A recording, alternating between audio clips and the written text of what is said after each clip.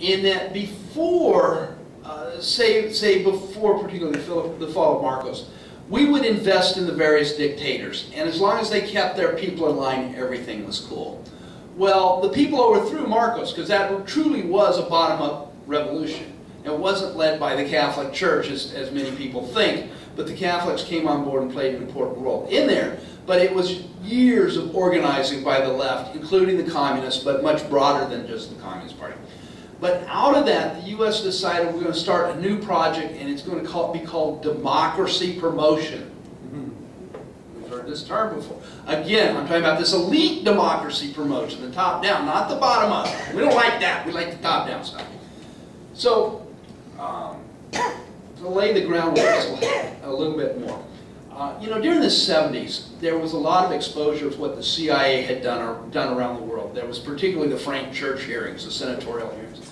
And they came out, we saw that the CIA was doing nasty stuff, and then Phil Agee's book came out on Inside the Company, which details stuff. A lot of exposure on the CIA in the 70s. Ronald Reagan gets elected, and he's shocked, just shocked. Of course, not about what was going on, but that it got exposed. We can't have that. Right. So he got very sophisticated, he and his folks got very sophisticated, and they created this organization that they called National Endowment for Democracy. And they're going to spread democracy around the world. And isn't this wonderful? And how can anybody be against us spreading democracy? Okay. So they're setting this. What they're doing, what this is showing, is shifting from supporting the particular dictators, especially as long as they can keep their people in line, but we're now going into these countries and finding conservative organizations at the grassroots, and we're funding them. We're supporting them. So that should anything ever fall apart, they're in the position to take over. In other words, if we lose, we might lose the actual leader, but we want to make sure our folks are next in line to take over. And of course, they're now Democrats. And they use this in the Philippines. The U.S. supported Corazon Aquino. I mean, I've got to give the woman credit. She took a very brave stand. And I was in the Philippines during part of that election. In fact, I left 2 days before the election. I was happy to get out. So she stood up on her own. She was not a creation of the United States. I don't want to leave that impression. But she was supported by the United States and backed by the United States. But after that People's Power Revolution, what we did is we set up the NED, and the NED, National Endowment for Democracy, going around the world and investing in all these different organizations around the world. Now, before I go on, you got to understand who's who in the NED. Well, the NED is a project, first of all, the State Department, and it has 4 main affiliates. It has the international wing of the Democratic Party, which today is headed by former Secretary of State Madeleine Albright. It includes the international wing of the Republican Party, led by that known progressive John McCain. It's got the international wing of the Chamber of Commerce. And it's got the international wing of the AFL-CIO, which today is called the Solidarity Center. I'll get to that in a minute. But the point being is these organizations are working together, funded by the U.S. government, going into countries and providing massive amounts of money for so-called grassroots groups, no matter how legitimate or illegitimate they are. I mean, when you support teachers' unions that oppose educational reform, you know, it's shaky. When you support peasants groups that are opposed to land reform, a little shaky, you know, things like that. But we're doing it. Okay. Now, I've got to lay some groundwork here before I jump us to Venezuela. In 1995, for the first time in the history of the AFL-CIO, so 40 years, we have a contested election for a new president. Lane Kirkland, who had been president, was running again, and he's challenged by John Sweeney out of the service employees. And this is actually a very contested election. It's contested. Sweeney ultimately wins. And part of the rejection of Kirkland was a rejection of the foreign policy, because Kirkland is backing everything that people like Ronald Reagan are wanting to do in the world. And he's supporting it through A-Field, and they have an operation in Asia called AFLI, the Asian American Free Labor Institute. They have the American Labor Center for Development in Africa. Like I say, A-Field, American Institute for Free Labor Development in Latin America. Plus, we have an operation called the Free Trade Union Center working in southwestern Europe after the Portuguese and Spanish revolutions, or coups, whatever term you want to use, with the overthrow of the dictatorships, because we don't want, you know, real people to take over. We want to put our boys back in power. So they're doing this stuff, but that had gotten out. There'd been a lot of challenge. Activists within the AFL-CIO was able to keep the AFL from endorsing a possible Reagan invasion of Nicaragua. And there was a lot of organizing going on in the 80s against this stuff.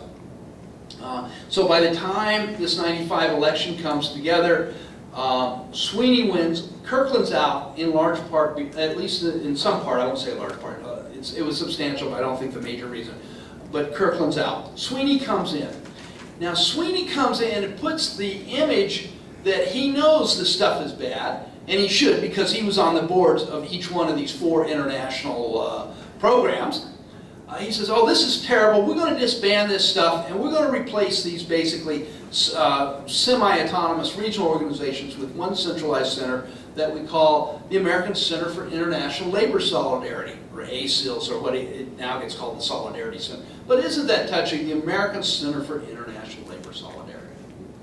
And the rhetoric changes drastically. No longer is the biggest threat communism, which it had been, but it's now being taught. It's now being seen as global free trade, global competition, things like this. So the rhetoric changes drastically, and some of the practice does. Where the old days everything was bad, we start seeing a few cases where this now Solidarity Center does something good, like in El Salvador. We have a few cases from some of the maquiladora plants in Mexico and Guatemala and El Salvador, where they actually played a progressive role, helped support worker struggles, etc. So it looked like Sweeney had changed the stripes of the foreign policy operation. So that was a good thing. But then there's still some questions, because he's still tied in with the NED. And that's one of the things that really tips us off. He's still there. And then comes the coup attempt in Venezuela, where President Chavez was taken out of the palace, and the people of Caracas rise up. This was not controlled by Chavez's people. This was a spontaneous standing up, going to the palace, and demanding their president be returned. And the military had split, and the side that stayed loyal pushed it through with the support of the people and brought Chavez back. If you haven't seen the film, The Revolution Will Not Be Televised, I cannot praise it enough. It's an incredible thing. It was done by an Irish film crew that was down there, totally unexpected, making a film about Chavez, and they're in the palace in the coup, and nobody tells them to turn off their TV cameras. We've shown that film. Huh? We've shown that. Okay. Well, show it again. Yeah, you can show it again, but it's also free on the internet. You can watch it for free. But the amazing thing about it is this film crews, they're filming this while they're writing, and they don't know if they're going to live to tell the tale. I mean, you talk about reality TV, it's an incredible film. So, the long and short, Chavez gets back. But one of the key operators in this coup is the leadership of the CTV, the right-wing trade union movement that has long been supported by the AFL-CIO. Now, supposedly, what kicked things off was the oil workers union that was controlled by a guy named Ortega, Carlos Ortega, who was also president of the oil workers and the CTV, and he was our boy basically. He launches a strike because Chavez had gotten rid of some of the corrupt management of the oil company, PDVSA. PDVSA is a state-owned oil company, but it's set up as an island in itself, and its management got filthy rich, and it was poorly run, and Chavez fires a bunch of the management, and the union strikes to protect the management.